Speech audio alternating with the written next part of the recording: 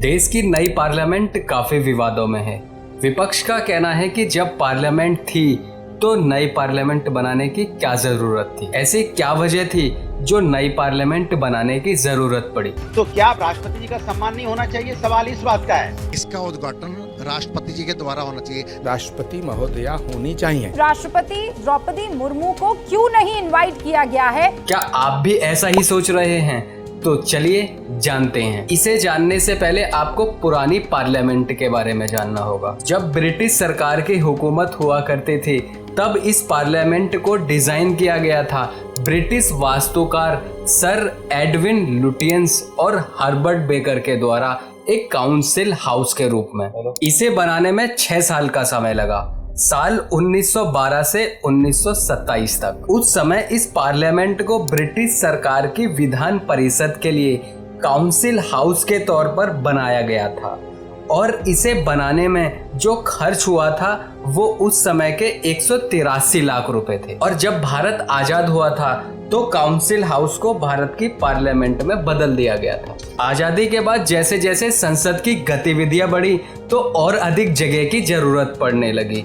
इस जगह को पूरा करने के लिए पार्लियामेंट एनेक्सी बनाया गया। 3 अगस्त 1970 को फॉर्मर प्रेसिडेंट वीवी गिरी ने इसकी आधारशिला रखी और उद्घाटन हुआ 24 अक्टूबर 1975 को former prime minister Indira Gandhi के द्वारा, यानी शिलान्यास राष्ट्रपति ने किया और उद्घाटन प्रधानमंत्री के द्वारा हुआ। इसी तरह पार्लियामेंट लाइब्रेरी की आधारशिला 15 अगस्त 1987 को former prime minister Rajiv Gandhi ने रखी थी और भूमि पूजन former Lok Sabha speaker Shivraj V Patil के द्वारा 17 अप्रैल 1994 को किया गया था और इसका उद्घाटन मई 2002 में फॉर्मर प्रेसिडेंट KR नारायण ने किया था। अब बात करते हैं नई पार्लियामेंट की। इसे क्यों बनाया गया? ऐसा माना जाता है कि बदलती जरूरतों को ध्यान में रखते हुए प्राइम मिनिस्टर नरेंद्र मोदी ने 10 दिसंबर 2020 को नए पार्लियामेंट की आधारशिला रखी थी। जनवरी 2021 में ये बनना स्टार्ट हुआ, 28 महीने के रिकॉर्ड टाइम पर बनकर तैयार हुआ और इसका उद्घाटन 28 मई 2023 को प्राइम मिनिस्टर मोदी के द्वारा ही किया गया। इसे बनाने के कई कारण हैं। सरकार का कहना है कि पहला कारण है लैक ऑफ स्पेस, यानी सीटों की कमी। मौजूदा वक्त में लोकसभा सीटों की संख्या 545 है जो कि 1971 की जनगणना के ड्राफ्टिंग के आधार पर की गई है। इन सीटों की संख्या में अभी तक कोई भी बदलाव नहीं हुआ है। ऐसा कहा जाता है कि सीटों की संख्या की ये स्टेबिलिटी साल 2026 तक ऐसे ही रहेगी, लेकिन समय के साथ सीटों की बढ़ोतरी की संभावना निश्चित है। ऐसे में जो नए सांसद चुनकर आएंगे उनके लिए पर्याप्त स्थान की कमी ना हो। दूसरा कारण बताया गया है बेसिक इंफ्रास्ट्रक्चर, यानी बुनियादी ढांचा।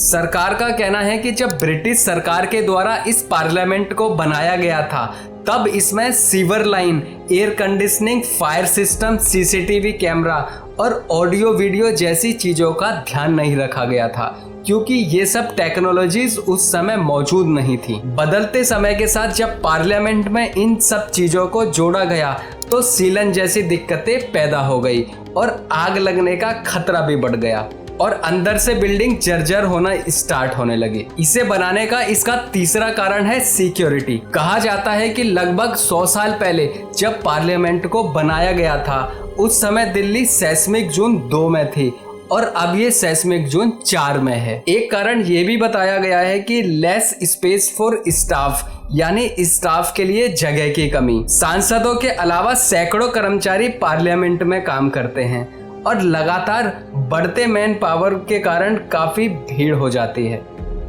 अगर बात करें इसकी डिजाइन की तो पार्लियामेंट में लोकसभा हॉल को राष्ट्रीय पक्षी मोर और राज्यसभा हॉल को राष्ट्रीय पक्षी फूल कमल की थीम पर डिजाइन किया गया है। सरकार का कहना है कि पुराने लोकसभा हॉल में मैक्सिमम 552 मेंबर ही बैठ सकते थे, जबकि नए लोकसभा हॉल में 888 मेंबर्स के बैठने की कैपेसिटी है। बात करें राज्यसभा हॉल की, तो पुराने राज्यसभा हॉल में 250 मेंबर्स के बैठने की जगह थी, जबकि नए राज्यसभा हॉल में 384 मेंबर्स के बैठने की जगह है। नए पार्लियामेंट में जॉइंट मीटिंग के समय 1272 मेंबर एक साथ बैठ सकते हैं। इसके अलावा नए संसद भवन में सभी सांसदों को अलग दफ्तर दिए जाएंगे, जिसमें आधुनिक डिजिटल सुविधाएं मौजूद होंगी ताकि पेपरलेस दफ्तर के लक्ष्य की ओर बढ़ा जा सके। नई पार्लियामेंट में एक भव्य कॉन्स्टिट्यूशन हॉल है, जिसमें भारत के लोकतांत्रिक विरासत को दर्शाया गया है, जिसमें भारत के संविधान की ओरिजिनल कॉपी को रखा जाएगा। इसे 64,500 वर्ग मीटर में बनाया गया है, जो कि पुरानी पार्लियामेंट से 17,000 वर्ग मीटर अधिक है, और इसे बनाने में 862 करोड़ रुपए खर्च हुए हैं। अब आप सोच रहे होंगे कि इस मॉडर्न पार्लियामेंट को बनाया किसने होगा। इसका जवाब भी आपको यही मिलेगा। ये कॉन्ट्रैक्ट सितंबर 2020 में 861.90 करोड़ रुपए में बोली लगाकर टाटा प्रोजेक्ट्स को दिया गया, और इस नए पार्लियामेंट को डिजाइन किया गुजरात की एक आर्किटेक्ट कंपनी HCP ने, जो पहले गुजरात का सेंट्रल विस्टा और सेक्रेटरीट का डेवलपमेंट कर चुकी है। CPW ने सेंट्रल विस्टा के डेवलपमेंट के लिए कंसल्टेंसी का काम अक्टूबर 2019 को दिया था। नए पार्लियामेंट में सेंगोल को स्थापित करना भी एक चर्चा का विषय बना हुआ है। क्या है सेंगोल? आइए जानते हैं इस सेंगोल के बारे में। ये एक प्रकार की छड़ी है जो सोने और चांदी की बनी हुई है। इसके ऊपर एक नंदी का प्रतीक है, जिसे धर्म और न्याय का प्रतीक माना जा रहा है। नंदी के नीचे एक गोला है, जिसे दुनिया का प्रतीक माना जा रहा है। इसे राजदंड भी कहते हैं। जब भारत को आज़ादी मिली तो भारत के आखिरी वायसराय माउंटबेटन ने जब पंडित जवाहरलाल नेहरू से पूछा कि भारत की बागडोर ब्रिटिशों से लेकर भारत को कैसे सौंपी जाए, तो नेहरू ने राजगोपालाचार्य से सत्ता हस्तांतरण के बारे में सलाह ली। तब राजगोपालाचार्य ने कहा, सदियों पहले दक्षिण भारत की चोल और पांड्य वंशों में जिस तरह सत्ता का हस्तांतरण किया जाता था, ठीक उसी तरह अंग्रेजों से भारत की सत्ता सौंपी जानी चाहिए।